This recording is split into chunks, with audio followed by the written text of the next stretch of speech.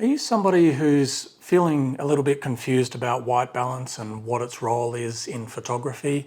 Or maybe you're somebody who's trying to get off auto mode, but each time you do, your images are turning out either all blue or all orange. In this video, I'm going to give you a brief explanation of what white balance is, and I'm going to show you the 4 different ways that you can control white balance in your camera.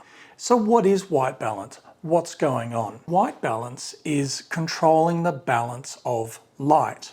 Light has a temperature. It's measured in Kelvin or K. When we see the temperature of light on the Kelvin scale, you've got down here quite low around 3000, which is very yellow and orange for tungsten lights, so typically indoor lights, and it's going to range up to 5500 for broad daylight, sunny, which is quite blue and quite cool. Now the scale goes even wider than that, so the more down this way, the yellower the light is, and the more up in this direction, the bluer the light is. Now for us humans, with our human eyes and our human brain in particular, we don't really see these heavy shades of yellow and blue because our brain is constantly balancing the light that we see. And our brains will do this by looking for white in the scene and trying to keep this a neutral white. So even if we're under slightly warmer light or cooler light,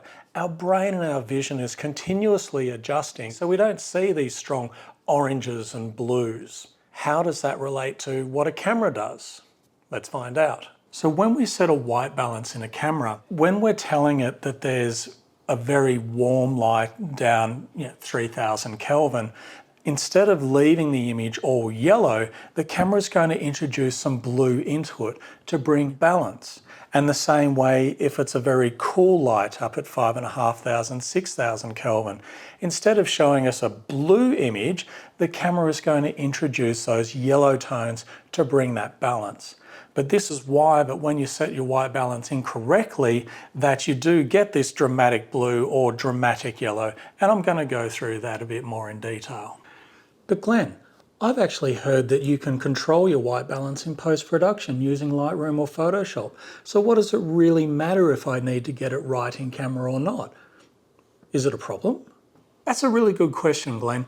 And in a nutshell, if you are shooting in RAW, yes, you do have complete control over white balance in post-production. So you can get it wrong and completely fix it. However, it is one of those things that it is a good idea to try and get it right in camera because it does mean less work in post-production later on, and maybe you don't have the same color accuracy. When it comes to JPEG, however, that's another story. If you really get your white balance wrong, like this image I took earlier today, where I deliberately set my white balance to 2000 Kelvin, and this is compared to the auto white balance shot that I took at the same time. And you can see the auto white balance actually measured the scene at a temperature of 5200 Kelvin. It's a really big difference. Correcting it in JPEG could only take it so far, and color accuracy was compromised because JPEGs just don't have the data behind them. So in a JPEG, if the white balance isn't out by too much, yeah, you can maybe bring it back a bit, but if you've really got it wrong, you're going to really struggle bringing that back to a nice color balanced image. Let's go through the 4 different ways that you can set the white balance in your camera. And I'll go through each one of them in turn, but basically you've got the choice of auto white balance presets, manually set white balance, as well as create a custom white balance. So let's start from the beginning. Auto white balance. So auto white balance is a decent place to start for beginners because it works clearly the same way as I described earlier about our brains. The camera is going to continuously look for a white point in the image and try to make it neutral. So shifting the colors back and forth, introducing blue if the scene is quite yellow, or conversely, introducing yellow if the scene is quite blue. It's also handy if you're in rapidly changing light conditions. Let's say you're photographing a birthday party. you're shooting inside under incandescent lights, and then you're outside in the sun, and then maybe you're in the shade. So as you're going to all of these different locations, the light color temperature is going to continuously change, and this is why auto white balance can help you out in these circumstances. The cons are that with the auto white balance continuously shifting, you might see these color changes from image to image to image, even when you are inside. So let's say you're doing a series of headshots and people are wearing different colored shirts. The camera can see these colors and potentially shift where it thinks the white balance should be, and so you might get some variance in the background, for example, from shot to shot to shot. The other con is if there's no dominant white in the image anywhere, or neutral grey, the camera is going to struggle to work out what it thinks a white balance should be, and you might get these funny colour casts. Don't believe me about this changing light? Let's check something out. So my DJI Osmo Pocket 3 that I have here, I've set it to a manual white balance of 3300 Kelvin, which suits the warm LED lights that I'm under, which is why I look pretty normal. But I'm going to walk from my kitchen and I'm going to come down to where there's natural afternoon shade. And you can already see what's happening as I leave the artificial light and I've come into the shade. And look at this. The camera hasn't balanced the light because it's been set to manual. And this is why now I'm all blue, because I'm in very cool light. I'm in very shaded light. It's be about 6000 Kelvin. And so let's just quickly do that again and see what happens when we're in auto white balance. Okay, we're in auto white balance this time. Let's see what happens as I walk from the artificial light of 3300 Kelvin in my kitchen down to the very cool shade, cloudy, and you can see it's taking a moment, but it quickly enough catches up, and all I did was set the camera to auto white balance. So this is the difference of if you're in constantly changing light, having auto white balance, the camera is going to adjust on the fly for you. The second way to control your white balance is to use white balance presets. Most cameras will have pretty much all of these, but in my Canon R5, for example, the presets are daylight, shade, cloudy, tungsten, fluorescent, and flash. So what you do with these presets is you set the camera to the conditions that you're shooting in. If you're outside and there's a bright sun right up in a clear blue sky, then you would set your camera to a sunny white balance. If you're inside under incandescent lights or warm LEDs, for example, you'd set it to tungsten, which is telling the camera that there's more warm light in the scene, so it's going to be adding blue. The pros to using the white balance presets is that you don't get these potential color shifts as the camera is working out what the white balance should be when we're using auto white balance.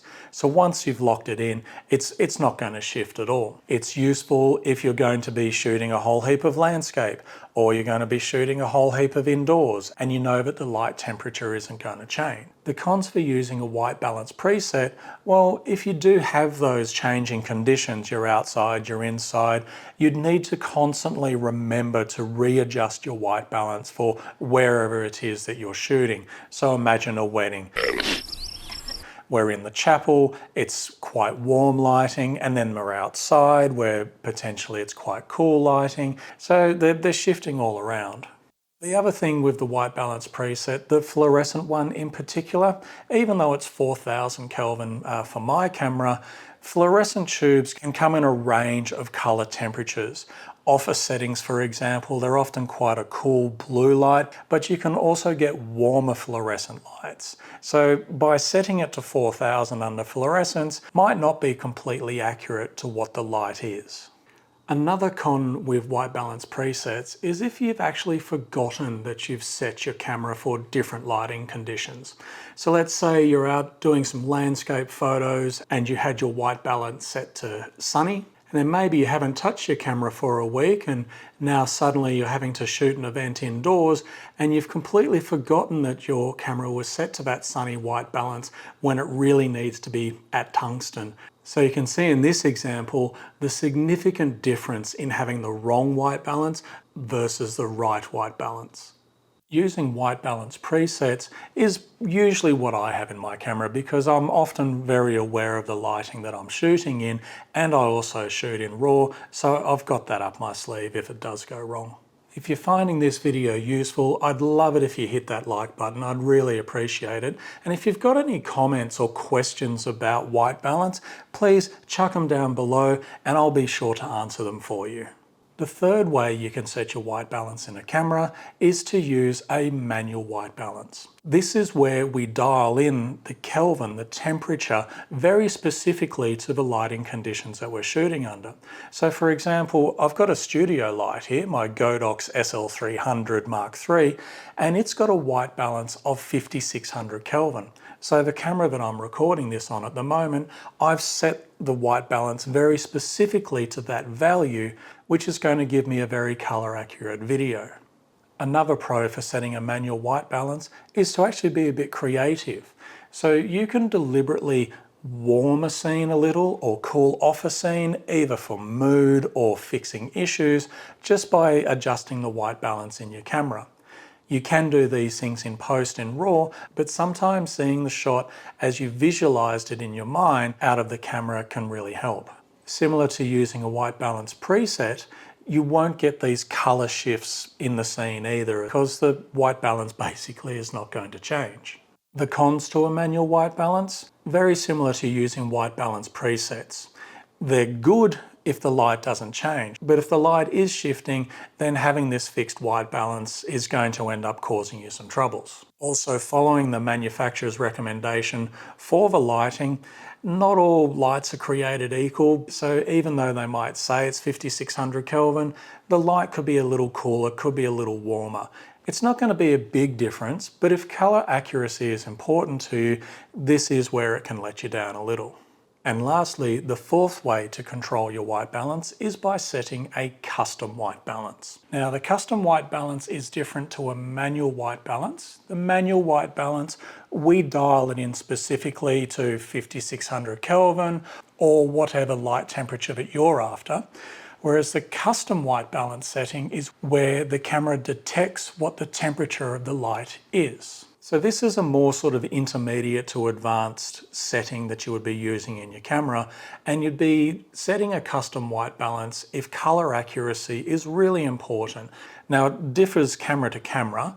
My Canon R5, for example, the process is to set it into that custom white balance setting, take a photo of a predominantly white or grey, a neutral grey card under the lighting conditions that you're using, and then setting the camera to evaluate that image and use the white balance that it calculates from that.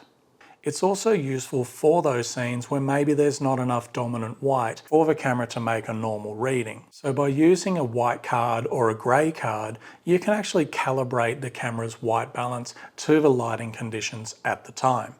It's also useful if you're in very unusual lighting situations. So imagine that you are outside, but there's been some bushfires in the region, very smoky, very hazy, completely changes what the temperature of the light would be compared to a normal day. So you can actually set a custom white balance by shooting a white card or a grey card to fix this abnormal kind of light. As to the cons, well, just like the pro being that the white balance is very specific to that light, the con is once that light changes even a little bit, our custom white balance setting is no longer valid. If it's only a small shift, then this can be fixed later on. But if there is a fundamental change to the temperature of the light, well, now our custom white balance is out the window. Also, most cameras can only have one custom white balance setting at a time.